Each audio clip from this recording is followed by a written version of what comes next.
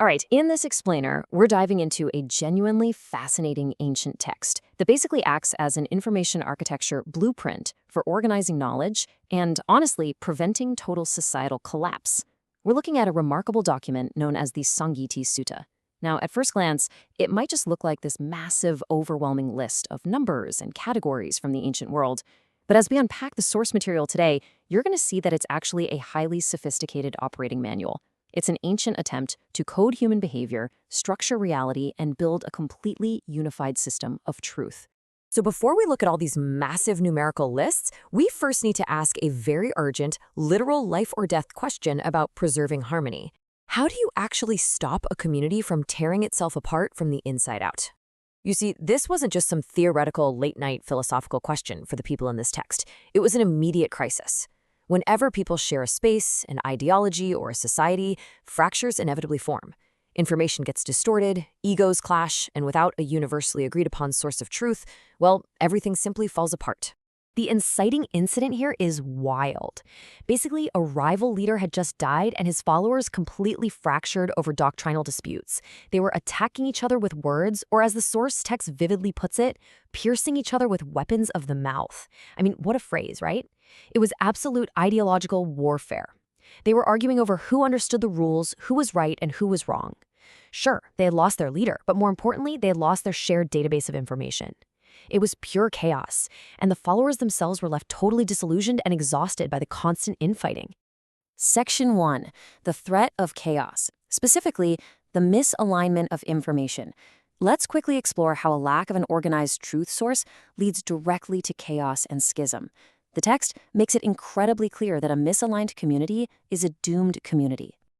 Okay, so to prevent their own community from suffering the exact same violent fate as their rivals, the Buddhist chief disciple, a guy named Sāriputta, stepped up to create a unified system. Picture this. The Buddha arrives in a newly built hall in the city of Pava. He teaches late into the night, and then, experiencing severe back pain in a very relatable human moment, he steps away to rest. But seeing the existential threat of that rival sect's collapse right next door, Sāriputta takes the floor. He essentially becomes the lead systems architect right then and there. He recognizes that the only way to protect their community from a similar breakdown is to perfectly catalog their knowledge before it gets lost or twisted. What's really fascinating here is the stark contrast Sāriputta draws. You have a system without a foundation, which leads to a broken refuge, versus a perfectly categorized framework meant to last. He points out that the rival sect collapsed because their discipline was poorly proclaimed and built on a fragile foundation. By contrast, a well-proclaimed system, one that is logically sound, verifiable, and comprehensively organized, acts like a fortress. It's explicitly designed to withstand the test of time and all the ego-driven arguments of future generations. Moving on to Section 2, the architecture of wisdom, building the database. Sāriputta basically acts as the ultimate ancient system admin here, structuring human knowledge from the ground up. To make the teachings totally impossible to misinterpret, he decides to organize everything numerically. No vague metaphors here. He kicks things off with the number 2, categorizing reality into fundamental pairs to establish binary logic. The absolutely crucial takeaway is that by pairing these foundational elements, he creates an agreed-upon database of reality that leaves zero room for misinterpretation. We have name and form, which is essentially mind and matter. We have ignorance and craving, the root causes of suffering. And we have wisdom and liberation, the ultimate solution. By locking these into strict binary pairs, Sāriputta is laying down the unalterable base code of the philosophy.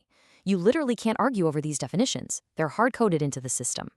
Now let's bump it up to the number 3 and see how this builds as we enter the categories that actually map out human psychology. We're looking at 3 critical bugs in the human operating system that drive unwholesome behavior and societal conflict. According to the source, these are greed, anger, and delusion. Think about it. Every single dispute, every weapon of the mouth, every schism in a community can be traced back to one of these 3 root causes. By categorically naming them, the community now has a shared diagnostic tool. When an argument breaks out, they don't have to attack the person. They just identify the underlying bug. Is this stemming from greed, anger, or delusion? It is a brilliant way to de-escalate conflict through objective categorization. Section 3. Database of human behavior. Categorizing experience.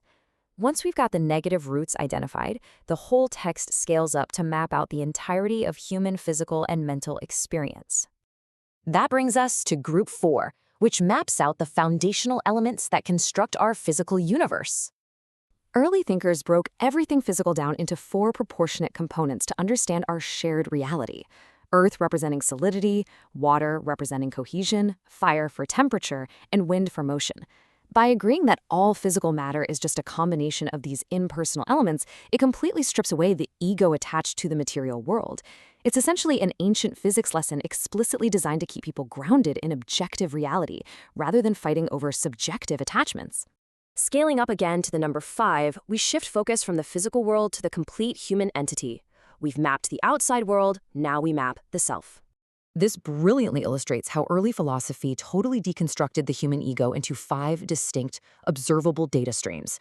It breaks the concept of me, or I, down into form, feeling, perception, mental formations, and consciousness. I mean, if you think about it, most arguments happen because our egos feel threatened, right? But if you're trained to view yourself not as this rigid, unchangeable identity, but just as a fluid combination of these 5 aggregates, you are way less likely to engage in bitter, community-destroying conflicts.